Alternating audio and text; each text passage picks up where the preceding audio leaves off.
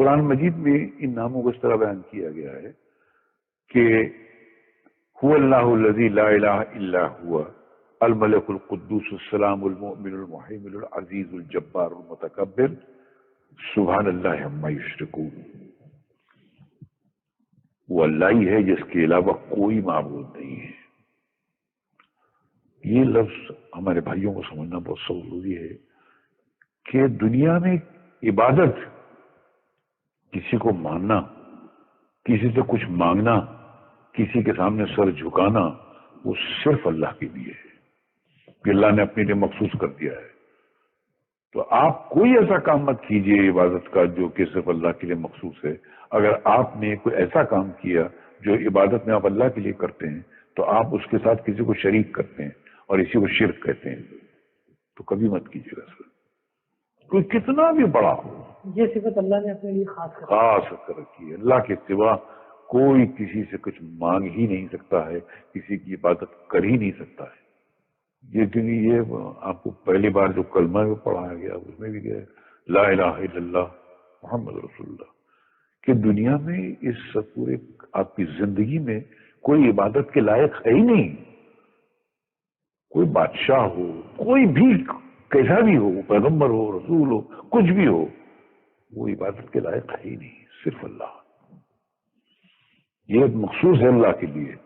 اور اگر کسی نے بھول سے کسی سے مانگ لیا، کسی کے در بارگاہ میں جا کر کچھ مانگ لیا، تو اس نے اس کام میں عبادت کے ڈپارٹمنٹ میں اس کو اللہ کا شریک کر دیا سر.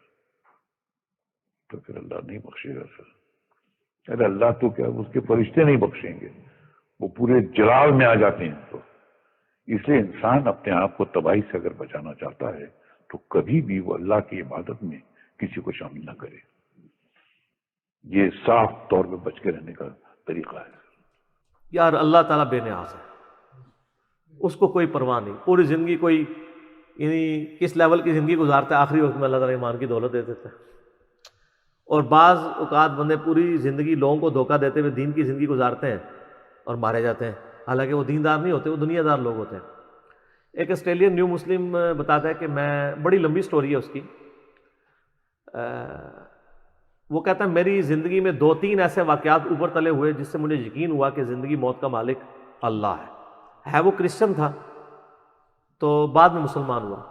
وہ کہتا ہے جی ایک میری زندگی میں واقعہ یہ ہوا کہ میں یعنی ڈرائیونگ کر رہا تھا، فل سپیڈ پہ جا رہا تھا ٹین ایج میں، اور کہتا ہے سامنے سے ایک ٹرک آ گیا اچانک. تو کہتا ہے میں نے آنکھیں بند کر لی کہ بس اب تو آخری وقت ہے. کہتا ہے ٹرک گزر گیا، مجھے کچھ بھی نہیں ہوا. کہتا ہے مجھے نہیں پتا یہ کیسے ہوا، نہ میں نے اسٹیئرنگ موڑا نہ کچھ ہوا. کہتا ہے بہرحال اس ایک لمحے کے اندر کہتا ہے مجھے اپنی زندگی کی کئی ایک چیزیں آخری وقت جب بندے کو آتا ہے نا تو کہتا ہے مجھے اپنی زندگی کے کئی واقعات ریمائنڈ ہونے شروع ہو گئے کہ اب تو میری موت آ گئی ہے، میں نے تو یہ برائی بھی کی ہوئی ہے، یہ برائی بھی کی ہوئی ہے، یہ برائی بھی کی ہوئی ہے. اچھا کہتا ہے میں پریشان ہوا. پھر کہتا ہے کچھ دنوں بعد میں ایک ATM مشین کے اوپر پیسے نکالنے کے لیے گیا تو وہاں پہ کوئی بندہ اندر گھسا ہوا تھا. اس نے یہاں پہ ریوالور رکھی اور مجھ سے پیسے مانگے. تو کہتا ہے میں نے اس کو پیسے نہیں دیے تو اس نے وہ پسٹل چلائی. کہتا ہے اس نے چلائی تو گولی نکلی، دوسری تیسری چوتھی پانچویں، اس گولی نکلی نہیں. تو کہتا ہے یہ 2 واقعات اوپر تلے میرے ساتھ ہوئے، یہ اللہ تعالیٰ پھر گائیڈ کر رہا ہوتا ہے. کہتا ہے میں نے پھر کہا کہ میں پرپز آف لائف کو تلاش کروں گا، مجھے 2 بار زندگی نہیں ملی ہے. تو اس بندے نے اسٹڈی کرنا شروع کیا، الٹیمیٹلی وہ قرآن تک، اسلام تک پہنچ گیا، مسلمان ہو گیا. پھر اس نے مسلمانوں سے بھی بڑا گلہ کیا کہ یہ آپ کا کام تھا ہمیں پرپز آف لائف بتاتے، زندگی کا مقصد کیا.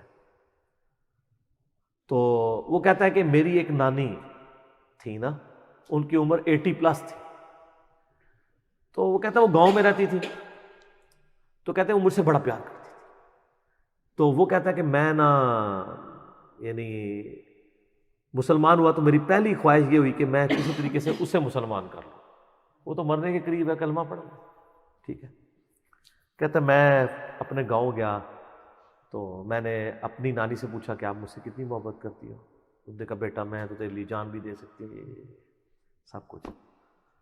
تو اس نے کہا میں جان نہیں مانگ رہا، آپ صرف ایک دفعہ شہادت پڑھ کہ اللہ کو ایک مانو، जीसस क्राइस्ट भी पैगंबर हैं, वो भी अल्लाह के बेटे नहीं थे, और जीसस क्राइस्ट ने हमें खबर दी है कि आखिरी नबी आएंगे मोहम्मद रसूलुल्लाह सल्लल्लाहु अलैहि वसल्लम।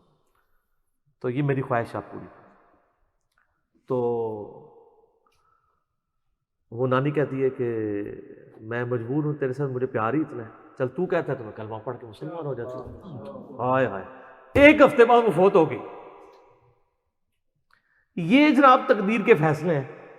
कोई शख्स पूरी जिंदगी कोशिश करता रहता है, ईमान नहीं मिलता उसे, और कोई शख्स मरने से एक हफ्ता पहले अल्लाह ताला उसके घर तक इस्लाम पहुंचा देता है। दोनों जिंदगी में उसने याशी की, यहां भी अपनी मर्जी की जिंदगी गुजारी और आखिरत भी अपनी मर्जी की गुजारेगी। आय हाय, ये खुदा के फैसले। इसलिए मैं कहता हूं कि जिनके माँ बाप काफिर है ना जी, या बद अकीदा है, मुसलमान है और शिर्क के अंदर मुब्तला है, पाँव पकड़ने पड़े, पाँव चूमने पड़े, हद रुकू झुके बगैर, पाँव भी चूम सकते हैं आप, हाथ चूमने पड़े, मिन्नत समाजत करनी पड़े,